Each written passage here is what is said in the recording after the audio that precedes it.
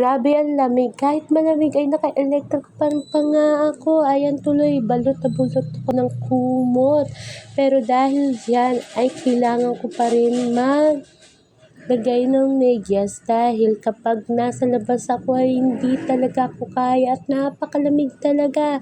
At ito, kukunin ko na nga ang mahiwagang medyas na talaga namang ito'y nilalabas ko talaga kapag sobrang lamig ng panahon. Wait lang po at kukunin ko at titingnan ko pa kung kaya ko ng walang kumot. Pero feeling ko naman kaya ko dahil electric pa lang to.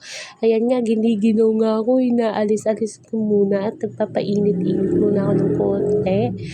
Ang lamig talaga guys. Ayan, pati yung kamay ko lamig na lamig. Tapos, ayan, hinanda ko na yung may wagang medyas. Nakukulay pula yan. Pulang-pula naman talaga, di ba? Ayan, Mayo Marinat. Ayan nga, tingnan nyo kung gaano naman kasi kahaba ang isusunod kong medyas. Ewan ko na lang kung hindi pa matanggal dyan ng lamig ko. At ayan nga, hirap matulog. Yan, kita mo, di ba? Muntik na ngang umabot ng tuhod yung medyas ko, buti at hindi naman umabot.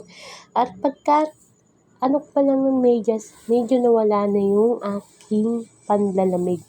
Diyos ko, wala pa naman akong jowa, wala akong kayakap guys. Kaya eto na lang ang kasama ko, ang mahiwagang medyas. Okay pa mo.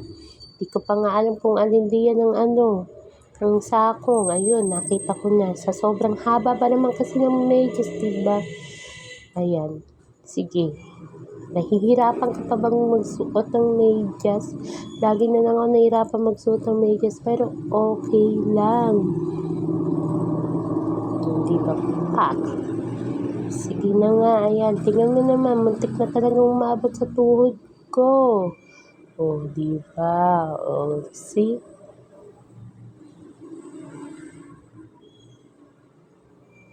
Tanggal ang problema ko sa lamig.